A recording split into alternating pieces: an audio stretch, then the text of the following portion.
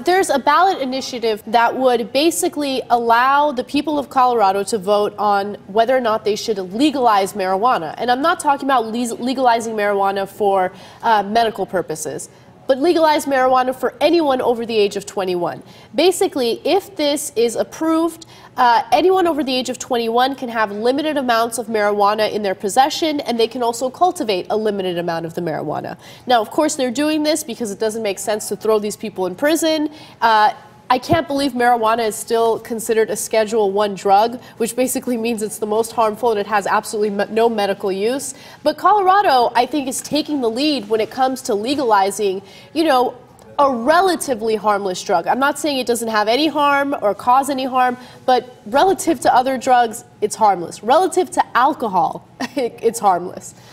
Yeah. Now, of course, the federal government will be cracking down viciously on Colorado if this happens. Yes. President Obama promised that he would not interfere with the state's laws on medicinal marijuana when he came in, and actually for the first 2 years delivered. In fact, there was this thing called the Ogden Memo where they said, if you're following the state law, we will not interfere in your business, okay? And so medicinal marijuana flourished in states like California, Colorado, et cetera. And what happened? President Obama then renominated to the DEA someone who was a Bush appointee, and she actually wrote a new memo saying, nah, forget the Ogden Memo. We're going to go gangbusters after the states. We're going to crack down on all dispensaries. Not only that, we're going to take it to another level. Say that if a state employee sanctions this under state law, which would be legal in their own state, we might consider that a federal crime and arrest the state employee, which of course scared the living daylights out of all the state employees. So the state of Washington reeled it back, state of Rhode Island reeled back their laws because they didn't want to have their state employees arrested. And they went on a great number of raids. I don't know if it's because President Obama is a conservative politically. He just, that's what he is. I mean, his internal nature is whenever there's an issue, I'm going to side with the conservatives. Or it's just that he's so deathly afraid of ever being criticized on an issue that wasn't even relevant. Who would have noticed if he put in a Democrat at the DEA instead of a Bush lackey? And someone who is so strident on this issue. Who would have noticed? Nobody would have noticed. But he's so deathly afraid of any criticism from the right that he's like, okay, let me find the most strident right-winger on marijuana and put them at the head of the DEA so that they could get rid of what we've done in the last 2 years and actually take us further right-wing. Do you think it goes deeper than that, though? Because just like any war, the war on drugs is highly profitable for private companies, private contractors. Don't you think that possibly, you know, he might have spoken to a few of these private contractors, members of his own administration might have talked to some of these private contractors, and all of a sudden, you know, they switch up that memo?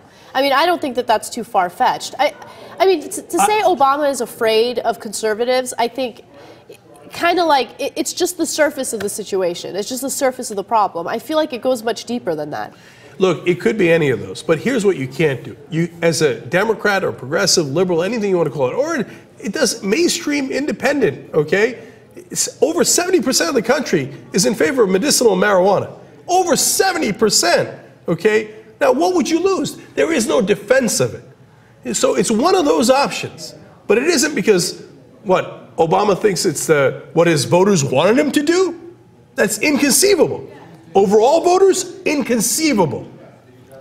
So, you know, I love what Colorado's doing here, but they better watch out for Obama, because if they pass the right laws, he'll come and crack their skulls. Right. And you wonder why we get frustrated at Obama. Why? You think we want to?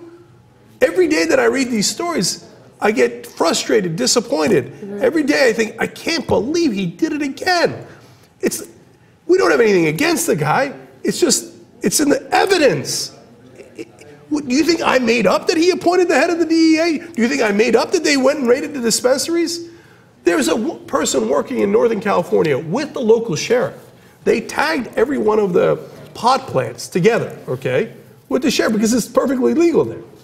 And at the same time, in that same part of Northern California, there's a tremendous illegal drug business.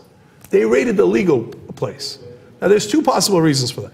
One is, hey, it's easier. This idiot actually tried to work within the law. Ha ha, let's go bust them up, okay? Because that's easier. Why? I'm going to try to find the illegal drugs. That's hard. But this guy's trying to follow the law, so I'll rob him, and I'll destroy his business, right? Or a second possible reason is what Anna pointed to. The guys trying to do it legally are more dangerous because the pharmaceutical companies are coming out with legal versions of all these drugs. And we're going to need that market cornered for them. The illegal drugs isn't as much of a problem.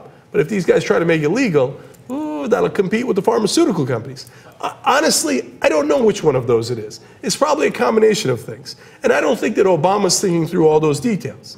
But the bottom line is what always happens with Obama, which is that whoopsie-doopsie, look at that, I wound up helping giant corporations and the Republicans. How did that happen? I don't know.